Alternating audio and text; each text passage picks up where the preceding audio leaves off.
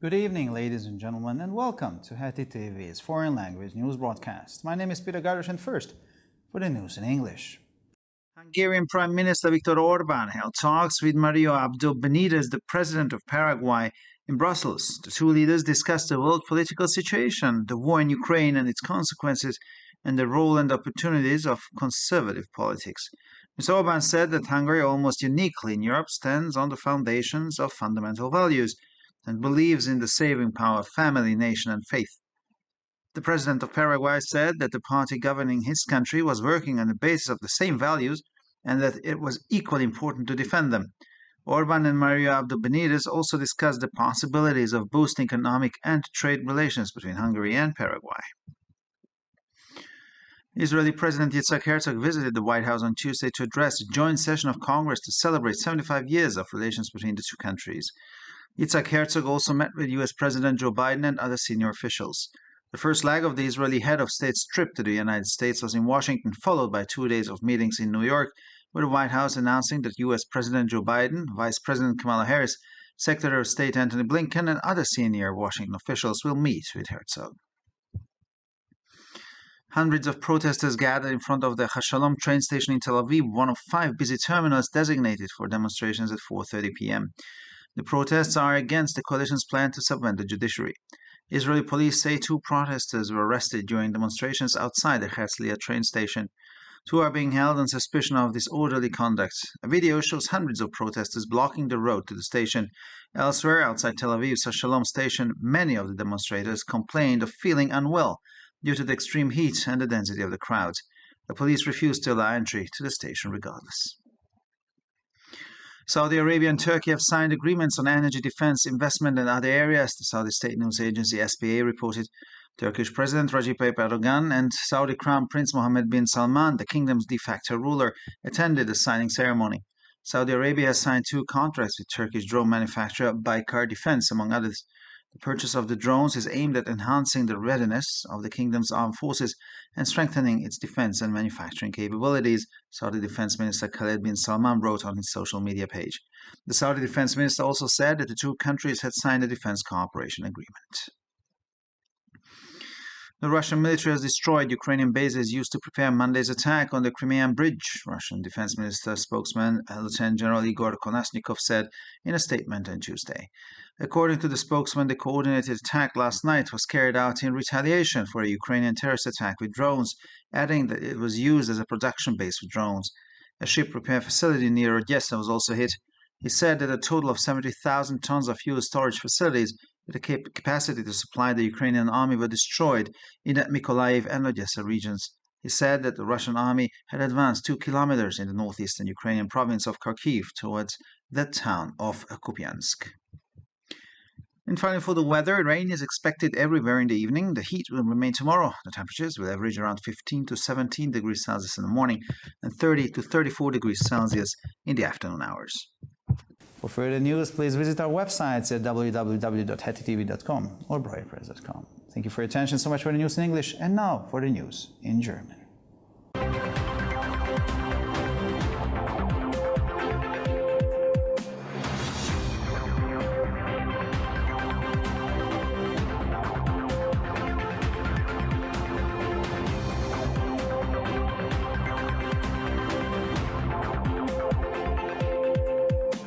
Schönen guten Abend, liebe Zuschauer. Mein Name ist Peter Gardosh und nun zu den Nachrichten auf Deutsch.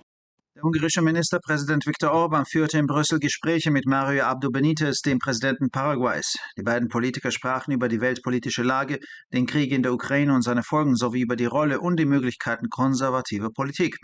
Orbán erklärte, Ungarn stehe fast einzigartig in Europa auf dem Fundament grundlegender Werte und glaube an die rettende Kraft von Familie, Nation und Glauben. Der Präsident von Paraguay erklärte, dass die Partei, die sein Land regiert, auf der Grundlage derselben Werte arbeite und dass es ebenso wichtig sei, diese zu verteidigen. Orbán und Mario Abdo Benitez sprachen auch über die Möglichkeiten einer Intensivierung der Wirtschafts- und Handelsbeziehungen zwischen Ungarn und Paraguay. Der israelische Präsident Yitzhak Herzog besuchte am Dienstag das Weiße Haus, um in einer gemeinsamen Sitzung des Kongresses das 75-jährige Bestehen der Beziehungen zwischen beiden Ländern zu feiern. Yitzhak Herzog traf auch mit US-Präsident Joe Biden und anderen hohen Beamten zusammen. Die erste Etappe der Reise des israelischen Staatschefs in die Vereinigten Staaten fand in Washington statt, gefolgt von zweitägigen Treffen in New York. Das Weiße Haus kündigte an, dass US-Präsident Joe Biden, Vizepräsidentin Kamala Harris, Außenminister Antony Blinken und andere hochrangige Beamte aus Washington mit Herzog zusammentreffen werden. Hunderte von Demonstranten versammelten sich vor dem Hashalom-Bahnhof in Tel Aviv, einem der 5 stark frequentierten Terminals, die für Demonstrationen um 16:30 Uhr vorgesehen sind. Nach Angaben der israelischen Polizei wurden 2 Demonstranten während der Demonstrationen vor dem Bahnhof Herzliya festgenommen. 2 von ihnen werden wegen des Verdachts auf ungebührliches Verhalten festgehalten. Ein Video zeigt Hunderte von Demonstranten, die die Straße zum Bahnhof blockieren. An anderer Stelle vor dem Hashalom-Bahnhof in Tel Aviv klagten viele Demonstranten über Unwohlsein aufgrund der extremen Hitze und der großen Menschenmenge. Die Polizei verweigerte trotzdem den Zutritt zum Bahnhof.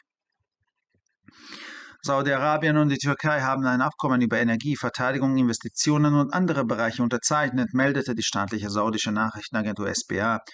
Der türkische Präsident Recep Tayyip Erdogan und der saudische Kronprinz Mohammed bin Salman, der faktische Herrscher des Königreiches, nahmen an der Unterzeichnungszeremonie teil.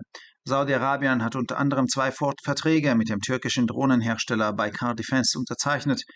Der Kauf der Drohnen zielt darauf ab, die Bereitschaft der Streitkräfte des Königreiches zu erhöhen und seine Verteidigungs- und Produktionskapazitäten zu stärken, schrieb der saudische Verteidigungsminister Khaled bin Salman auf seiner Social-Media-Seite.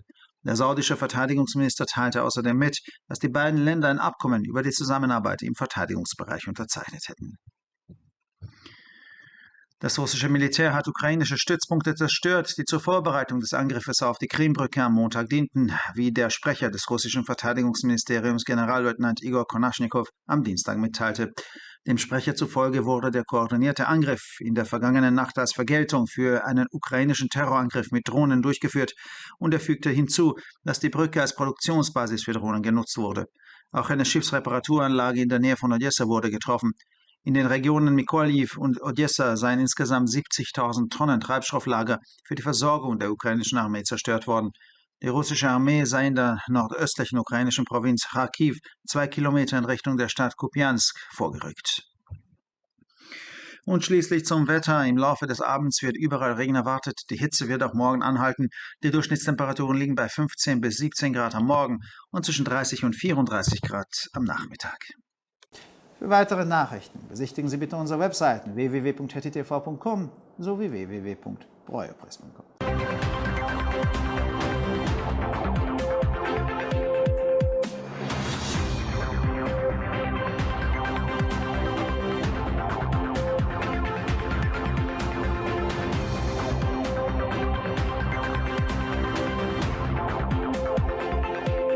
ערב טוב, גבירותיי ורבותיי, שמי אדם ברויר זאבי, ואלה הם החדשות בעברית.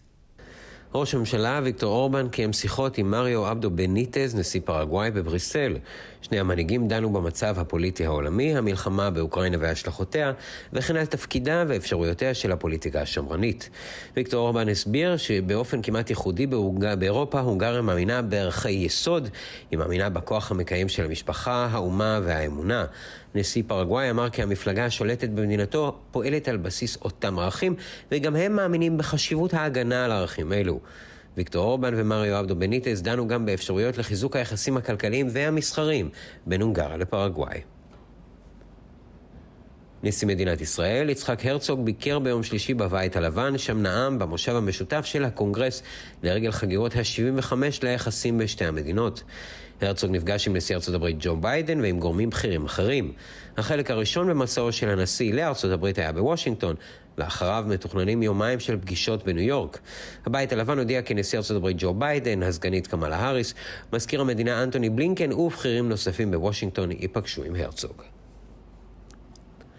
מאות מפגינים התאספו מחוץ לתחנת רכבת השלום בתל אביב, אחד מ5 טרמינלים עמוסים המיועדים להפגנות בשעה 4:30. המפגינים מוחים נגד תוכנית הקואליציה לשינוי מערכת המשפט. משטרת ישראל מסרה כי 2 מפגינים נעצרו במהלך ההפגנות מחוץ לתחנת הרכבת הרצליה.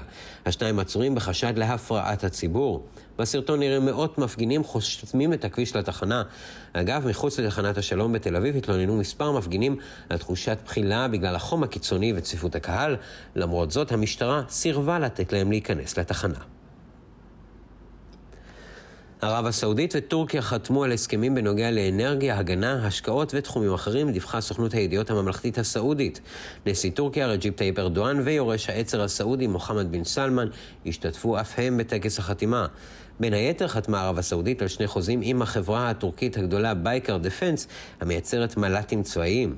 מטרת רכישת המל"טים היא להגביר את המוכנות של הכוחות המזוינים של הממלכה ולחזק את יכולות ההגנה והייצור שלה, כתב שר ההגנה הסעודי חאלד בן סלמן ברשתות החברתיות.